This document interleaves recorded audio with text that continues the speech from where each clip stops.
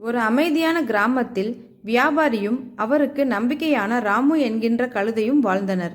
ராமு மிகவும் பொறுமைசாலி.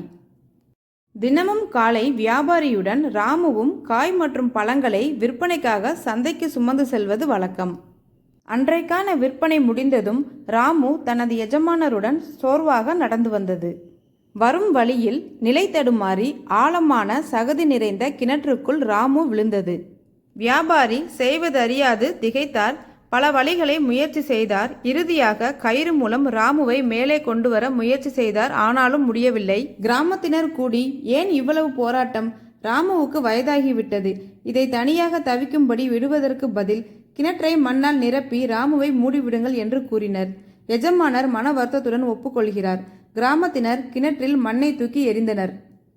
ராமு தனது முதுகில் விழுந்த மண்ணை அசைத்து கீழே தள்ளி கொஞ்சம் கொஞ்சமாக அதை படிக்கட்டுகளாக மாற்றி மேலே வந்தது. இதை கண்டதும் எஜமானர் மகிழ்ந்தார். எஜமானர் ராமுவை அணைத்து கொண்டார். சிரமங்களை எப்படி தாண்டி மேலே வர வேண்டும் என்பதை ராமு நீ எனக்கு கற்றுக் கொடுத்தாய் என்று எஜமானர் ராமுவிடம் கூறினார். இந்த வாழ்க்கை எவ்வளவுதான் சிரமங்களை கொடுத்தாலும் அதை படிக்கட்டுகளாக மாற்றி மேலே வர வேண்டும். இதுதான் இந்த கதையுடைய கருத்து. இந்த வீடியோ பிடிச்சிருந்தா லைக் பண்ணுங்க, மறக்காம சப்ஸ்கிரைப் பண்ணிக்கங்க. தேங்க்யூ.